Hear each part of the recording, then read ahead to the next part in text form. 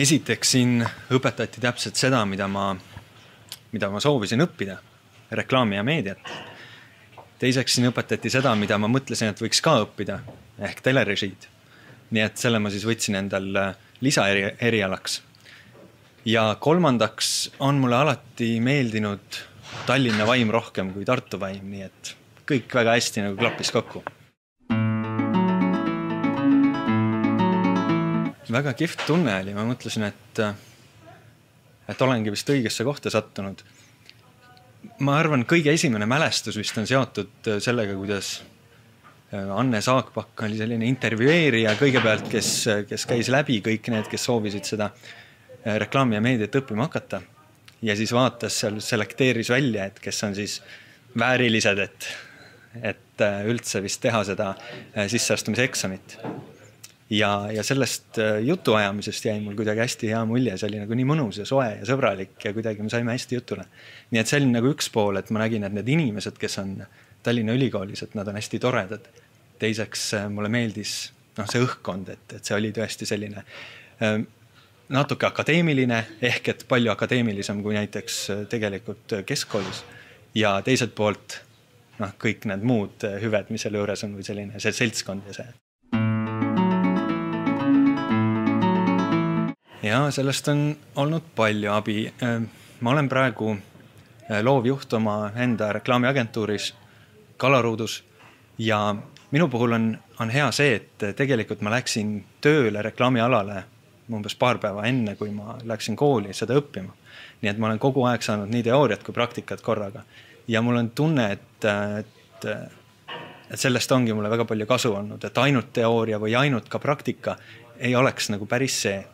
Teinekord ma puutun kokku inimestega reklaamialal, kes on sellel alal töötanud küll päris pikalt, aga ma näen, et nad teevad mingisuguseid põhimõttelisi vigu just tänu sellele, et neil puudub see teoreetiline põhi. No üks nali teise otsas, aga tegelikult on enamus selliseid nalju ei ole nagu niivõrd räägitavad naljad, need on sellised asjad, mis oled ise läbi kogenud ja ma tean, et need olid selles kontekstis nagu kuidagi huvitavad või naljakad. Üks asi iseenesest, mis mulle kõige sellise sügavama mulje jättis, toimus kohe õpinguid alustades, ehk siis esimene Linnar Priimäe selline sissejuhatav loengus, mis tegelikult oli motivatsioonikõne meile. Et teie olete nüüd need, teie olete mul siin välja valitud ja teiega ma nüüd lähen edasi ja teie olete nii-öelda minu lapsed, et see mõjus tegelikult väga hästi.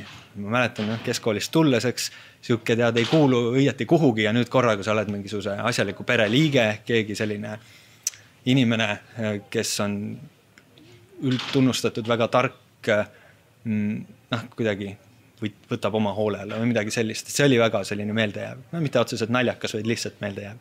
Aga naljakad juhtumised on tegelikult seotud ka hästi paljuski nende õppejõududega. Ehk et ma ütleks, et kui keskkoolis, põhikoolis on väga paljud õpetajad võib-olla teineteisega sarnased, siis ülikoolis on nagu selliseid isiksusi õppejõude rohkem. Ja siis juhtub igasuguseid asju. Voldemar Kolgal olid kord mingisugune näts oli jäänud lüümikute vahele ja siis hakkas seda seal ära kakkuma seal samal ajal, kui see siis seina peale projitseeriti. Väga huvitavad olid ka näiteks jälle Priimäega, siis kui käisime mingitel väli sellistel õppustel, mingi muuseumites ja sellistes kohtades ja kuidas siis väga sellise, talle omaselt jõuliselt tegi maha mingit asja või kiitis midagi muud või sellised asjad. Ja loomulikult kõik see siis kaastudengite seltskond, mis ainult naerust koosles. Ma mäletan, et selles majas, mitte nüüd selles majas, see on uus maja, aga keeltemaja ja peahoone vahel oli ka vist 5. korrusel üks selline koridor, mis neid ühendas. See oli alati paksu suitsu täis. Ma arvan, et see on nüüdseks kaotatud igasuguste Euroopa Liidu reglementidega koostöös, aga ma mäletan, et see oli nagu selline, et sa ei näinud teist koridori otsa, see oli nii suitsuna. Kuulake nüüd. Tegelikult ongi see, et ainult teooriast ka ei piisa. On vajalik võimalikult kiiresti hakata seda praktilist poolt endale juurde saama. Ma tean, et seda sellistes masutingimustes on nagu raske rääkida, et leidke endale töökoht või midagi sellist.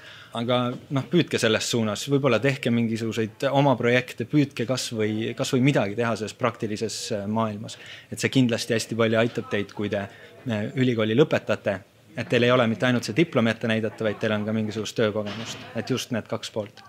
Ja kui te plaanite mingit akadeemilist karjääri, siis ma soovitan varakult teil selliste tunnustatud õppejõudude ligi hoida, et valida endale sellised juhendajad ja kõik nii, et see on oluline, see aitab edasi.